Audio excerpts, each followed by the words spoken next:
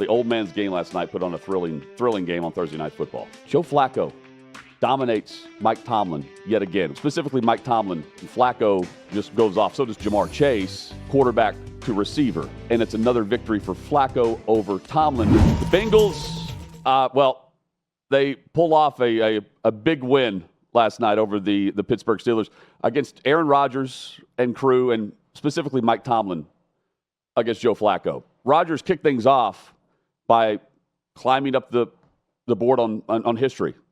The NFL's all-time passing yards list. The Steelers looked like they were going to roll with this, and then Flacco just goes off. So does Jamar Chase, a record-breaking, 16 catches. He's got the franchise record. A dominant performance, quarterback to receiver. And then we have the 2-minute drive. We have the field goal. And it's another victory for Flacco over Tomlin, who had this to say whenever Cleveland traded the quarterback in the division. To be honest, it was shocking to me. Andrew Berry must be a lot smarter than me or us, because it doesn't make sense to me to trade a quarterback that you think enough of to make your opening day starter to a division opponent that's hurting in that area. But that's just my personal feelings. Yeah, doesn't make a lot of sense. You're helping out the opponent in your division, in your conference. Inter-division trades don't make sense, right? Especially at quarterback for a team that's, trying to dominate. Here's Tomlin, though, about Flacco with discussing the Steelers' approach with Indianapolis, Richardson, and just the quarterback in general. In the short term that Carson is playing for him. We were in a similar situation a year ago. We were playing in Indianapolis, man, and I commented to the guys that, keep Richardson upright. Don't put Flacco in the game. And, Flacco ended up in the game. And, he was in the game last night. Steelers, though, to Tomlin's credit, post-game he said, run game sucked deep defensively. Jamar Chase did what he did. And, the old man's game last night put on a thrilling game on Thursday Night Football. John McClain with more on this coming up.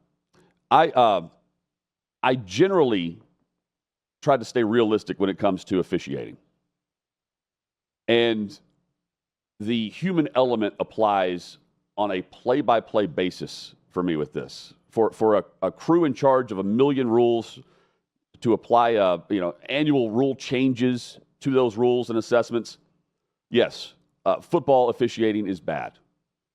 It seems that it's been even worse than I remember it being 12 months ago in the SEC. We could likely hear what I just said every single football season, right? High school to NFL. Painting a broad brush, trying to pinpoint why your team lost, why your team won, trying to defend why your team won. When measuring officiating right now in football, it's a low bar to reach, to be good. But it's not isolated to one game, one conference, one division, one state. It's bad across the board at every level. With that said, the Southeastern Conference needs to step up in a major way. The best conference should be the best at everything that it does. That is not the case in this department, especially with games this season involving, Auburn. They've already had their issues with officiating, probably, changing the outcome of a game.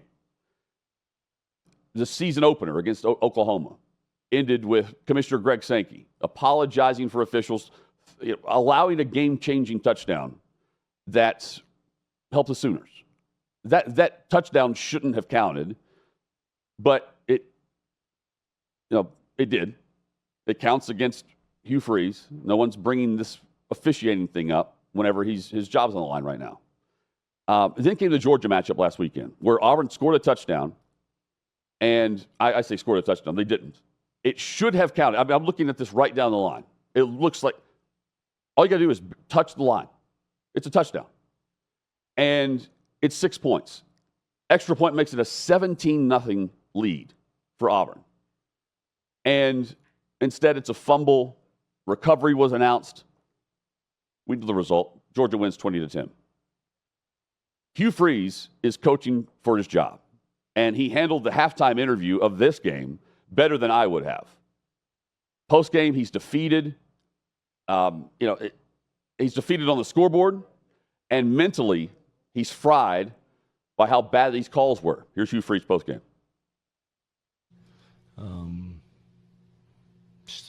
Sure feels like we're not getting many breaks, and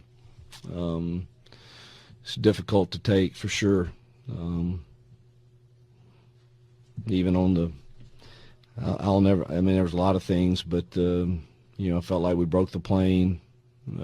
All you have to do is the nose of the ball just has to break the plane, and I thought that was had a pretty good shot of that but it didn't go our way. And then I don't know how they either should have had a delay a game or a timeout, and not a whole new play. I'm still not sure what happened there, but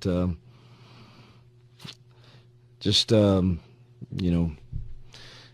a lot of times that I make bad calls and officials do the same, but it certainly feels like we're not getting many of the breaks.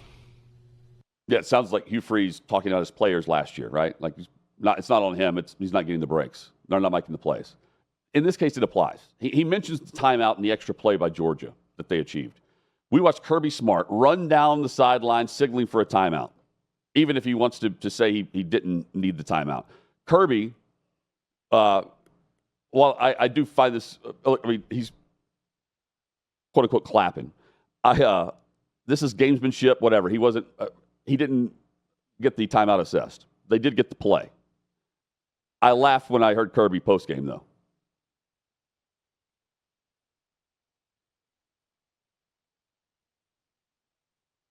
Kirby's on one in the presser. Yeah, they're clapping. So I told them before the game, if these guys clap, it's a penalty. They can't clap because it will false snap. I've lost games on that before in this stadium. And I told them, I said, if they clap, I'm going to tell you. I got somebody in the box watching every play. They were clapping. So I ran over to him and said, they're clapping. They're clapping. And he thought I called timeout. And so I wanted to make sure he understood it. Go lip read. Because I'm screaming, they're clapping, they're clapping. I didn't need a timeout because we were going to get it off before the shot clock. It was 2-1. And we were going to get it off before the play clock ended, and I didn't need a timeout. It was the fact that they were clapping. I wanted them to call it because it's a penalty. Penalty. But lip read, that's funny because, he's calling timeout. Also, I agree, the Auburn safety is clapping. If an official doesn't recognize this as a timeout, what are they doing being on the crew right now on that stage? Like Charlie Chaplin wouldn't have signaled for a timeout any better than Kirby did there. Either way, the Bulldogs, they end up with that extra play assessed, or they get what they want from Kirby, and he gets his point across. Now, I do think everyone believes that they're trying to do the best job possible. I just don't believe that the description that they have for the best job possible meets that high standard that the SEC expects to see across the conference. It just means more. If it does, then just show it, demand it and correct these big-time problems. A lot of times we see college follow the pros in this angle with officiating, or we see the pros follow college when it comes to the type of offenses we're seeing. I would like to see the SEC step up and do something just within the conference to prove a point here. The conference is ripe with parity. Check out the margin of victory across the SEC. Here's Peter Burns posted this last week. These are huge calls, massive implications that go beyond one play, one game, 1 week. This is big business, and here's how close these games are. A team might be a 3 or 4 loss team instead of a 2 loss team in October. Not Auburn. I'm not talking about Auburn here. Look at Georgia. Look at the Georgia angle. They faced a 17-0 hole and barely snapped the ball more than 10 times in the game when that controversial fumble happened. Maybe Georgia wins anyway, but they're likely 4-2 overall today, and they're hosting Ole Miss this weekend. Another loss keeps them out of the college football playoff, but they won the game. So the football gods are on their side. I get it. Georgia never quits. I'm not saying that they don't deserve the victory. They're the best at digging out of a hole, and Kirby's the best at getting his team to buy into that at halftime. But the SEC should take notes on Kirby Smart's skill set there. Because if the officiating department, if they lack transparency, if they lack consistency, what are we really watching in the parity that we're seeing, which is the NFL of college football, the Southeastern Conference?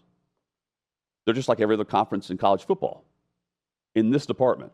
And that's something the SEC would not allow if we discussed any other aspect of their business. It's got to be better if it just means more.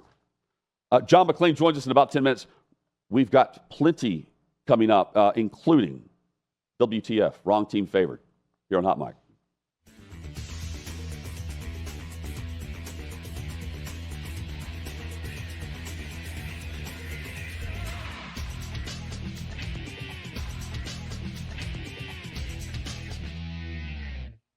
Football's finally back. So's the hard-hitting gridiron action on Prize Picks. Download Prize Picks and use code OutKick and get $50 instantly in lineups when you play $5. Must be present in certain states. Visit prizepicks.com for restrictions and details. 6th and Peabody, our location, Yeehaw Beer, Old Smoky Moonshine's Hot Mic, Honey Withrow, here at OutKick.com. Wrong team favored. Got to pick up the pace, at least on my end. Another loss this past weekend. I had Missouri over Bama, and I've gone against Bama the last couple of weeks here. I'm not doing it again this week. Can't do that. And, well, I think someone else got a big victory this weekend. I'm taking, here are the results, I believe, of wrong team favored recently. I had I had Vanderbilt over Bama. Then I had Missouri over Bama. I'm not going with the Vols this week. South Carolina is where I'm headed. And Sean picks up points. I think Sean's going to end up winning this. Sean and Adam join me here on Hot Mic. I've got 18 winners outright. Chad's right behind me, but I'm telling you, Sean's picking up the pace. He's gone Big Ten, and UCLA gets the victory. I'm paying attention to Chad's pick this week as well. Give me South Carolina this week, guys, over Oklahoma. It's more of a pick against Oklahoma than it is for South Carolina, all right? The Sooners, I don't know. I don't think they should be favored by 5.5 over any SEC team right now. They are, they're reeling. I'm watching them thinking this is a prime spot for South Carolina and Beamer to have a moment where you think that here comes the Gamecocks, right? Like I don't see Oklahoma making that push. I see them on the opposite end of things. Shane Beamer, in his era at home, they have been home underdogs 12 times. They have won outright 5 times. 3 of those 5 by 20 or more points. So I'm loading up on this, by the way, with South Carolina. Give me the Gamecocks plus 5.5. Chad's headed to Arkansas. Withrow's got Arkansas winning over A&M this week. He's backing the Hogs after what he saw against the Vols at Neyland Stadium. He's taking a 7.5. That's a prime pick for many people right now in the upsets. Adam, who you got? It would be tempting to take Arkansas, but I didn't want to do that because Kyle Field is something else. But they handled Neyland Stadium okay, so maybe Chad's cooking something there. They're a consensus top 25 offense. Yeah. They're there. Arkansas's record is not good, but Arkansas's offense is worthy of backing. So it seems like Oklahoma thought they were in a good spot without John Mateer, but now, like you said, they're reeling because they didn't know what they were missing, and now they're just hoping he can get back in time. So they're top 5 in yards per play, top 10 in yards per pass. And they're scoring 33 points per game on average. Guys, I've had a couple. It's been a lot of fourth quarter games that just like have not gone my way, and so I'm sitting there, checking scores, and it's like third quarter. I'm like, okay, I'm still in good shape. In the fourth quarter, it all falls apart. So I'm just going to lean into it this week. And Ole Miss and Georgia is a game that should be close in the fourth quarter, and I'm just going to hope it falls my way in the fourth instead of trying to look into some stats and home underdogs and stuff like that. This game should be close in the fourth. Let's see if it falls my way. I'm rolling with Lane Kiffin. I consider this game. I've backed Lane Kiffin way too much over the years with this. I've got to see it to believe it now. Sean, did you consider Ole Miss at all? I didn't because this is the Ole Miss game where everyone gets fired up for, and then Lane Kiffin goes out there and gets way too cute with it for 3 quarters. Goes for it, and then fourth down. I'm with you. Yeah, and then the fourth quarter, he starts marching back, or it's total blowout. I don't have the patience for Ole Miss when it comes to mid to late October because that's when they break you. I won't do it again. I refuse to walk into that Ole Miss bear trap and wonder why my leg is feeling a pinching feeling. It statistically has to go my way. It has to. Top 5 team against Georgia, who's not as good as we've seen Georgia be, but they're very good. This is Kiffin's. It's a lot like what we're seeing right now with Lincoln Riley. Lincoln Riley's got to go on the road and win this weekend. Let's see Lane Kiffin. Let's go. Would this not be his best shot at it, though? Like he's no had letdowns for sure, but like, is this not his best shot at it? Hang on. In recent memory? It is. But the most recent moment like this for him was 3 years ago or 2 years ago? They go to Bama. Ole Miss is 5-0, going to Bama, and walking into Bryant-Denny Stadium that day, it was like Bama fans were going to church. They were going to tithe, like they were going to donate their money and funds, like they were going to give. They were going to worship their Crimson Tide, and they're going to leave happy with a message of the week is ours. God bless everyone. They knew that before kickoff, and they're up 21-0 quickly. Everyone's happy, and it was just like, we're just going through the motions here against Lane Kiffin, our former offensive coordinator. I kind of get that feeling here, but I did consider it because I'm getting that feeling here. They had no business playing Washington State as close as they did last week, and it's because they were getting ready for this one. So let's see that Lane Kiffin 2 weeks of preparation. It was essentially a bye week, so let's see what that looks like. Lane Kiffin last year with 2 weeks of preparation after beating Georgia lost to Florida. And they also lost to Kentucky last season. I won't entertain the Lane Kiffin. This is so early in the season for me to be investing any energy into this program. Chambliss is a fine quarterback. I guess Kiffin's a fine coach. But every time he has the moment where it's like, okay, let me take the next step into legitimacy in the SEC, he doesn't do it. He just won't. Clay interviewed him, so maybe some of that greatness rubbed off, and we'll see a good result this weekend. No, I'm on board the Lane train. I just don't want. I can't back it. I can't back it in my picks right now. Who you got, Sean? My wrong team favored. I'm ready to put a nail in Clemson, and let's go SMU to do it. 6.5 versus the Tigers. Normally, when Dabo drops 1 or 2 early and he goes quiet, Clemson starts clawing back, and it's the humble, religious-like approach at Clemson. And then at the end of the season, you're looking at December like, oh, how are they in it? How are they? Not this year. It doesn't feel like it's the year for them to actually do this. SMU looks like they want to play football. They want to go out there with energy. They want to go out there and win a game or two. I like this team. Clemson has given me nothing. Klubnik looks like a fish out there. It's really rough in Clemson. I don't see the late Clemson surge that we've seen in years past for them. And I think SMU, a hungry team on the rise, is ready to usurp them in the ACC. There's wrong team favored. And look, guys, we're winning money right now if we just bet all of our picks outright. It's been pretty good this year. So I'm following you guys just like I hope you follow me here. South Carolina dogs at home against Oklahoma. There's wrong team favorite. And look, you can back Chad if you want to. I don't want Chad to beat me in this competition. Guys, stick around here. I'm going to get your take on this.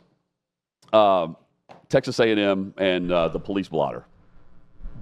Sean alerted us to this earlier in the week. This is amazing. So the question is, Worst Texas A&M police situation, all right?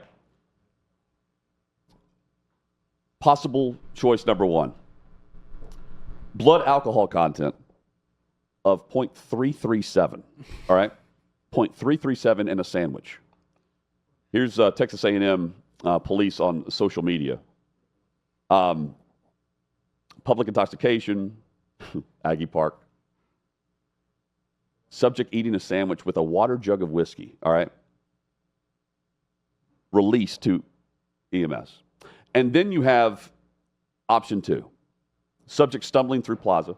When asked for ID, she handed officer a credit card. Released to sober mother. Which is more embarrassing, worst moment? So sitting there with a jug and a sandwich at 0.337. By the way, for a 160-pound man, it would take you 11 drinks per hour to reach that. All right? That is this dude with a jug full of whiskey eating a sandwich. Anything over 0.15 enhances penalties if you were pulled over for driving while impaired. 0.20 is considered blackout. This dude is 0.337. All right? 0.337. 0.40 is you're in a coma and you probably don't breathe. You probably die. Meanwhile, you have a co-ed who's handing a credit card and then released to her mom, who's sober, picked her up. Guys, I mean, the most epic story is the dude who's got a jug and eating a sandwich. I don't know how he's coherent enough to know he needs a sandwich. But he's got a jug full of it, of whiskey, like the wine jug you would get at Walmart for $5. That's my choice here, simply because the chick getting picked up by the mom and handing a credit card, I just need to know her blood alcohol content. 0.337 is more than wasted. The number's bad for 0.337, but a jug of whiskey and a sandwich don't make you a bad person in my eyes. No. And I think you're pretty much setting yourself up for a good day. I might have a jug of whiskey and a big sandwich Saturday in honor of this gentleman. Trying not to touch that 337. 11 drinks an hour. Yeah, that guy's a problem. You got to get him out of there. He's still going. Does that mean the jug was refilled at one point? Then that yes. 11 drinks per hour means not refilled, but like he just went to the jug number 2. Right. It was either jug number 2, which he already had ready to go, or he refilled the original jug that he had already just cleaned. That dude has a cell phone. He pays by the minute from Walmart. Right? Like there's no doubt he's got a burner. Picked up by sober mother is tough. If you've ever been picked up by sober mother, it's really an unfortunate, harrowing experience where you're like, what kind of piece of garbage am I? What is this? What am I doing with my life? I've been leaning that one for that exact reason, especially when you have to tell her, or when the police officer tells her, like, also, you may want to take away her credit card because she just tried to hand it to me as a form of ID. Right. There's no doubt in my mind there's zero penalty for her. The other guy's probably still locked up, right? Was it also Texas A&M police that had the guy that they picked up and like he tried to contact a friend and didn't get one, and Clay retweeted it and said that it was entrapment? Was that also Texas A&M? Or are they just on a heater? Yeah, where friend came drunk also to pick up drunk friend. Yeah, Texas A&M police is it's great to track on Saturdays. I don't know. Have you guys been to College Station? I have not. I want to go. All right. So I've been one time. It's described. College Station is described as a cult, right?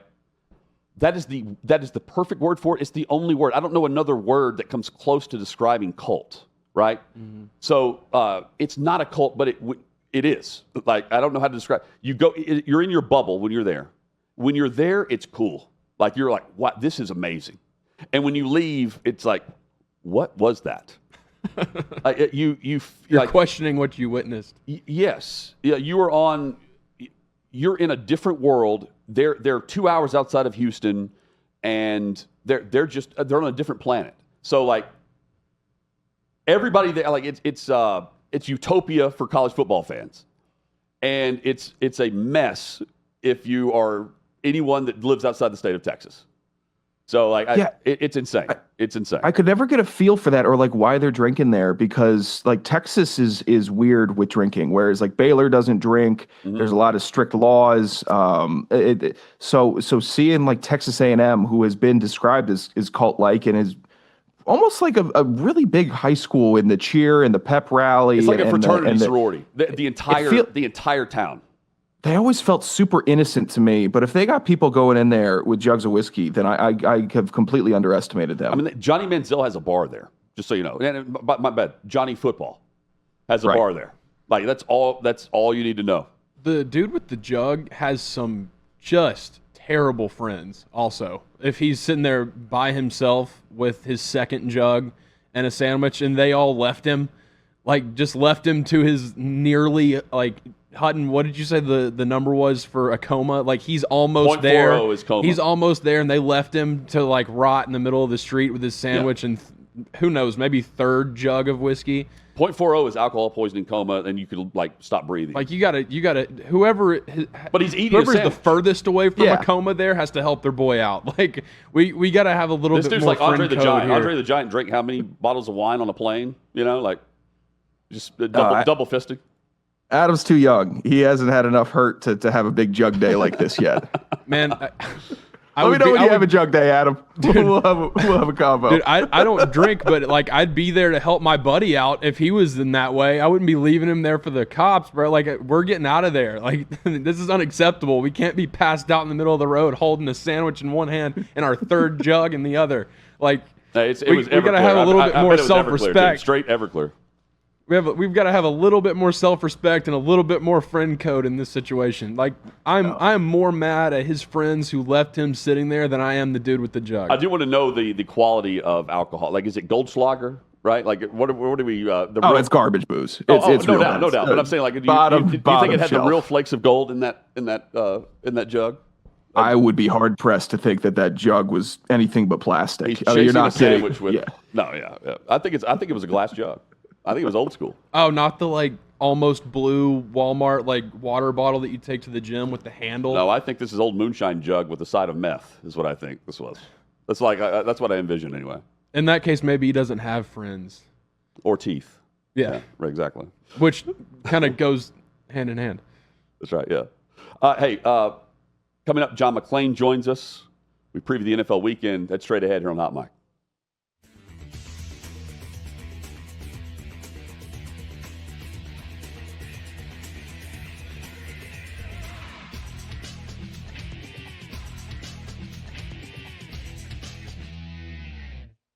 Football's finally back. So's the hard-hitting gridiron action on Prize Picks. Download Prize Picks and use code OutKick and get $50 instantly in lineups when you play $5. Must be present in certain states. Visit prizepicks.com for restrictions and details.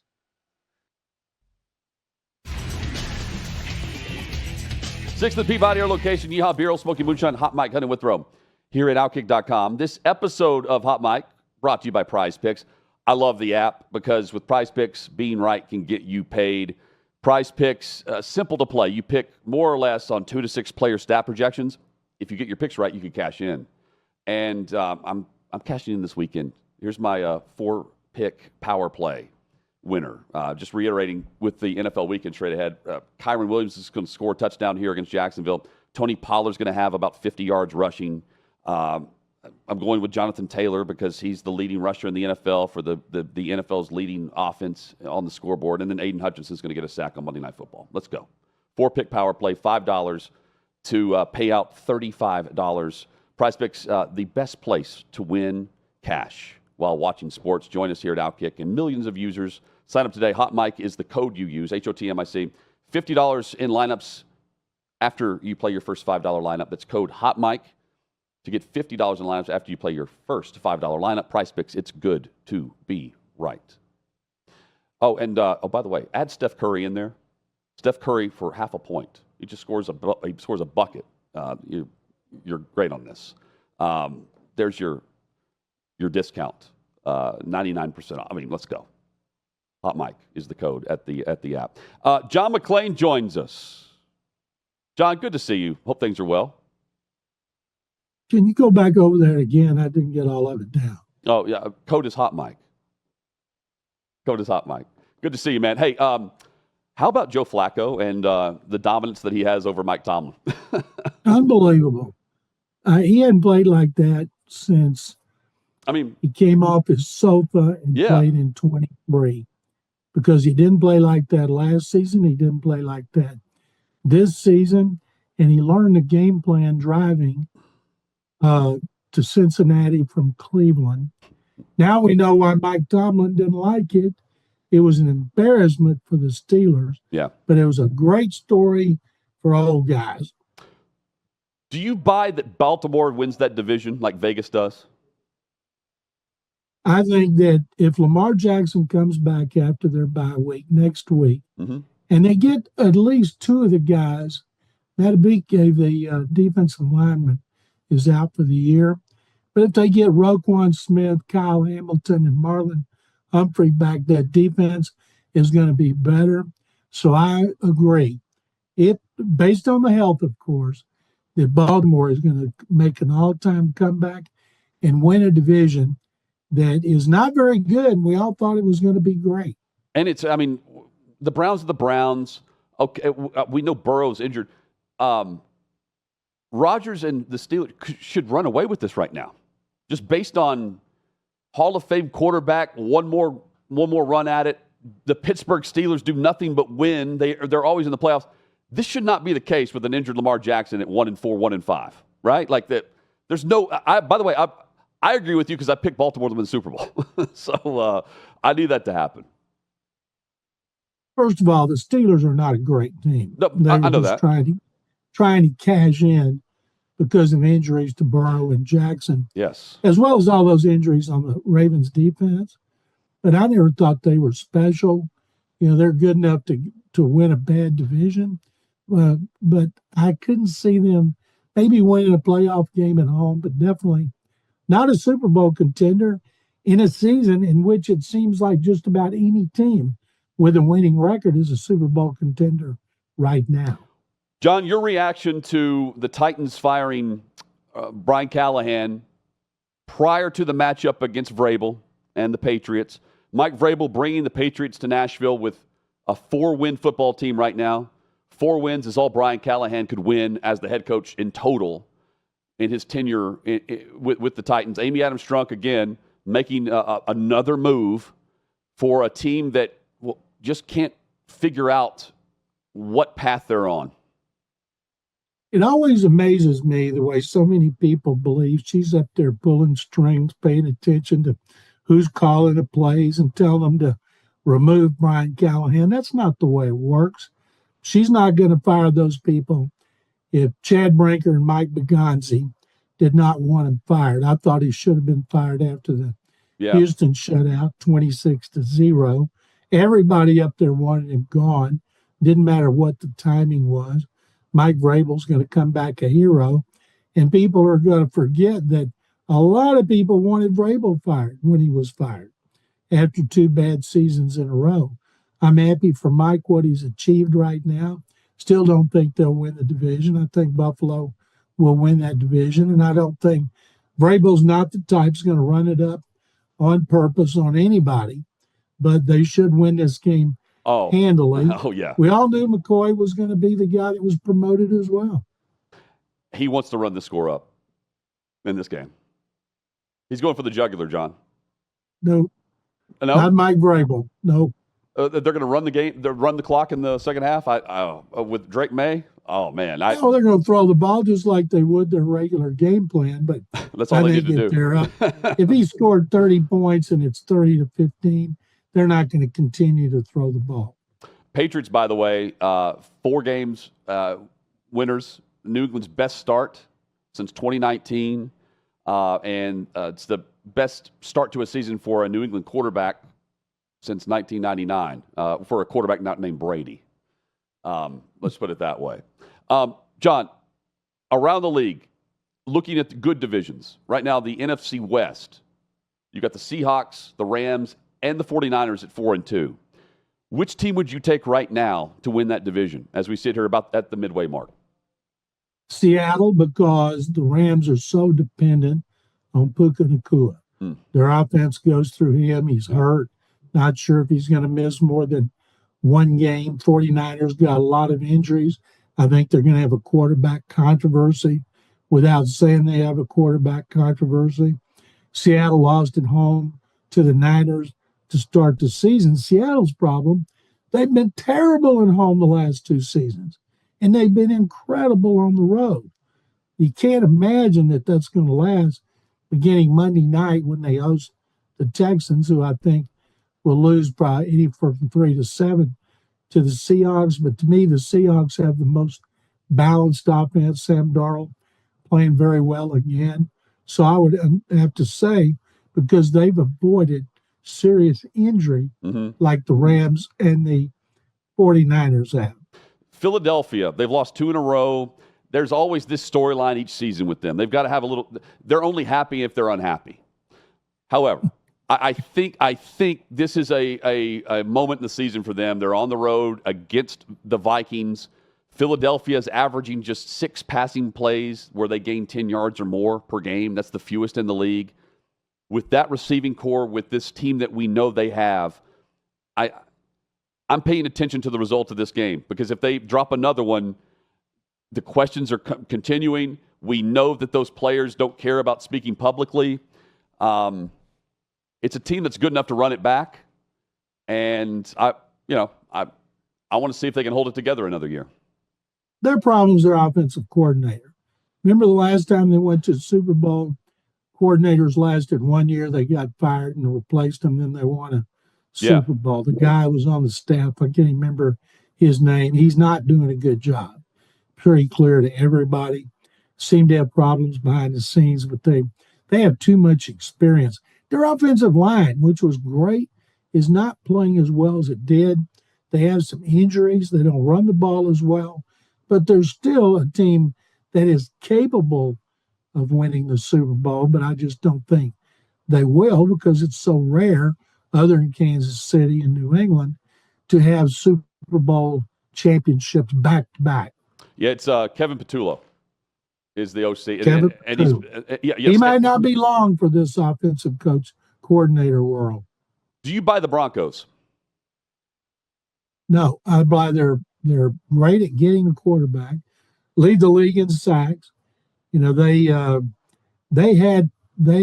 only good team that Indianapolis beaten was Denver. Yeah. And that was because of a penalty that allowed a field goal to be re-kicked that was missed, and they made it and the Colts won. That's a team I'm interested in watching to see if they're for real now, if they're playing a better opponent in the Rams, even without Nacua. But Denver, because they play defense, so much depends on Bo Nix. A lot of those second-year quarterbacks have sophomore slumps.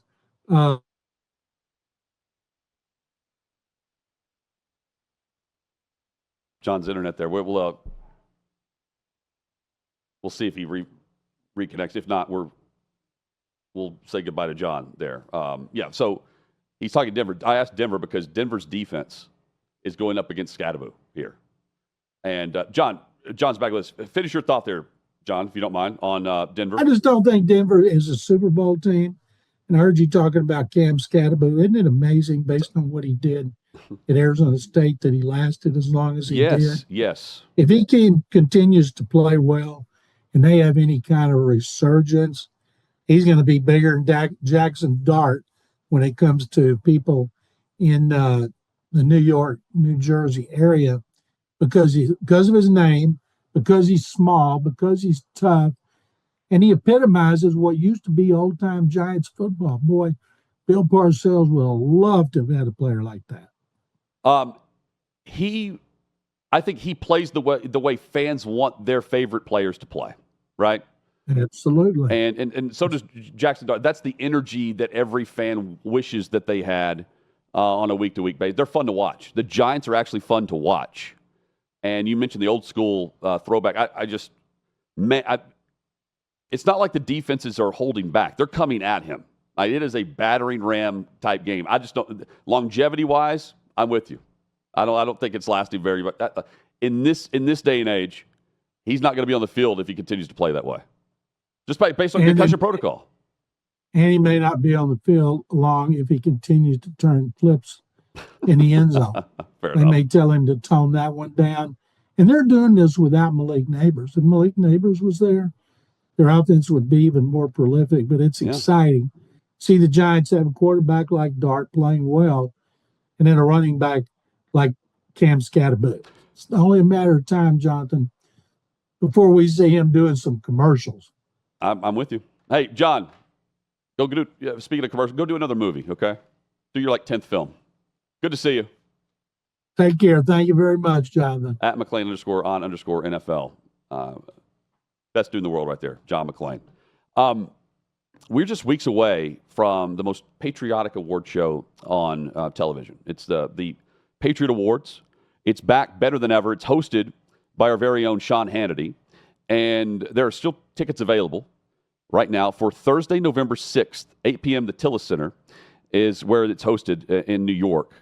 You go to foxnation.com/Patriot Awards, foxnation.com/Patriot Awards. Once you select your ticket, you have the option to add on tickets to all of the fan experiences that are available for you. Live show tapings for Fox and Friends. You have the 5 cocktail parties. There's much more that you can tack on as well. Go to foxnation.com/Patriot Awards. Record-setting show last year. This year is going to be even better. Special guests, even an legacy honor for the life and legacy of our friend Charlie Kirk that you're not going to want to miss. You will simply go to foxnation.com/Patriot Awards and grab your tickets, tack on all the other fan experiences that you would like at that point. Fun week, fast week, and we're back in it on Monday. Enjoy the college football, NFL, all the headlines. We'll recap it Monday, 11 a.m. Eastern, right here. Hot Mike Cutting Withrow at OutKick.com.